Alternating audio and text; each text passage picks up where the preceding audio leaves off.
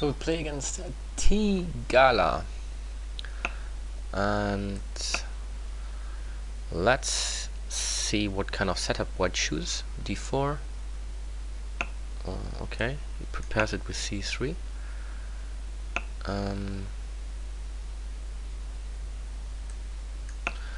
Let's switch to the Sicilian.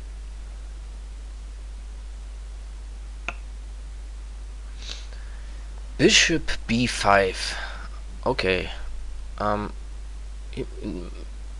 Maybe he tries to exchange the bishop against the knight on C6 if I move the knight to C6, but he just gives me a tempo to play A6 and B5. And I wonder why. Okay, but after A6 and bishop C4 he attacks F7, so I need to play E6, and then after A4 I cannot play B5. What I like to do is to play E6 first, and then I play A6 and B5 if he doesn't play A4 now. So now I think it's a good moment.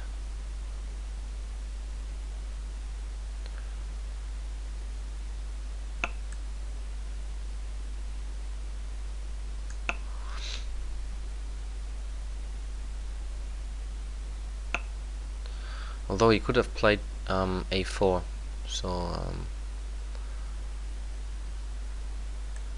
bishop B7, attacking E4.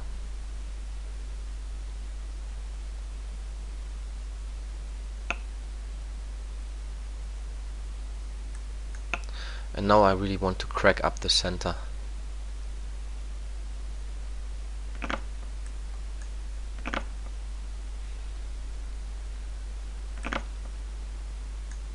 So in this position I have a center pawn and white doesn't have a pawn in the center, and I would now castle as well.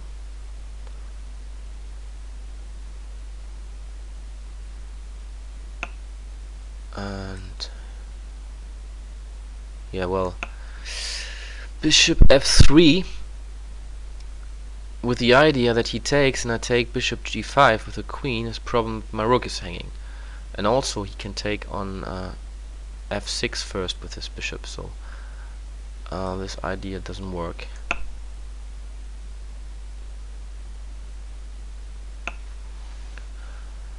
I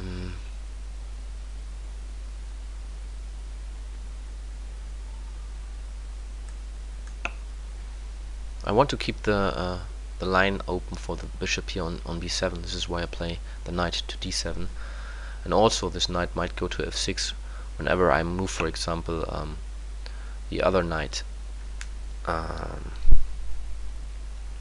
G4, for example. But here another idea is just to play the knight to E5. Now we attack the bishop and we win time, and this bishop as well. So he needs to play bishop E3, or he needs to take here. Yeah, but if he takes, we have a wonderful bishop pair now, and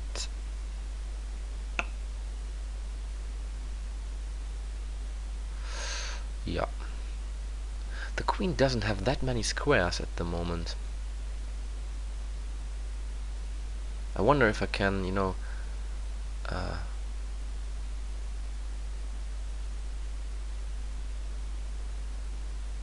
catch the queen with the idea of something like bishop D5 and bishop F8 later on whenever I move the rook here.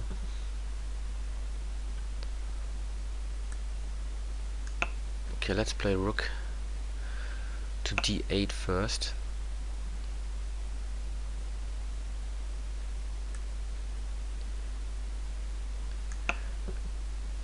Here I'm aiming at G2, but this is still protected by the knight here.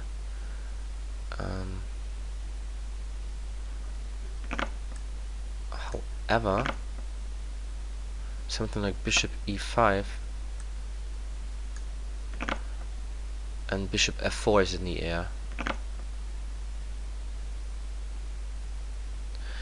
Yeah, well, he can just play bishop F3 and everything is fine.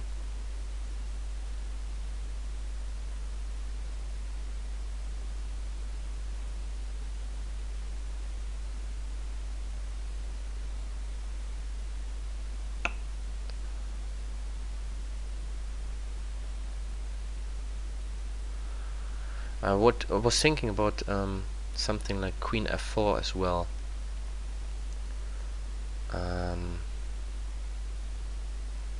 Maybe it works also in this position, because I mean after queen f4, if he takes on b7, there is a mate. Queen h2 check. He needs to go to f1, and then it's a mate on h1. But if he protects h2 with g3, I can just play queen e4, threatening a mate on h1 again. And he can't play f3 because I can take here, and I can also, you know, maybe go to b1. So queen f4 is one idea.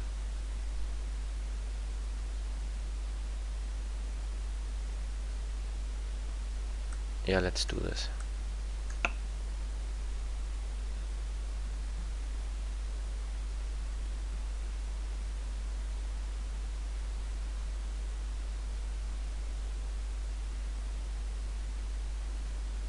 And I don't mind an endgame as well, because the two bishops should be quite good in the endgame. Yeah, here I thought queen e4 is good for me. How does he now want to protect, you know, queen h1? And if he moves a pawn here on f2, the knight is hanging.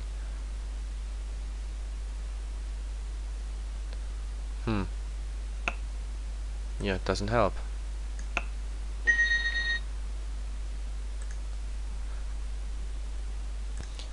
What you could see in this game is the power of two bishops, I think.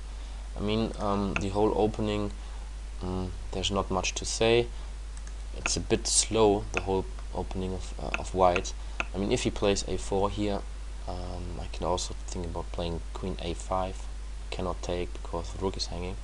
But in general, I mean, he moved the bishop twice, and he just helped me to develop my bishop on a beautiful square. And b7 is a very nice square for the bishop. And after playing e5, it's true that he locks, or you know, fits the dark squares here, but this diagonal is now open for the bishop. And later on, you could see also that the bishop now is really strong on b7. He cannot exchange it because he could just take it, and I didn't mind to exchange also pieces for an endgame, because two bishops is much stronger than a bishop and a knight in the endgame. And even after the exchanges, I think I'm quite good here. And after bishop f3, my idea, and here again you can see why two bishops are so strong. After this, I could play queen f4, and then I attack again the bishop on f3 with the queen. So if he takes on b7, I just play queen h2 and queen h8 mate. And if he plays, I don't know, g3 to avoid the mate, then I just take the bishop on f3 and destroy his pawn structure. So this endgame would also be good. So try to get you know, two bishops, and they're especially strong if they both aim at the enemy's king. Like in this case, you see that both bishops are looking at the g2 and h2 pawns, and this is always you know, dangerous, and you need to be very careful when you are on the opposite side.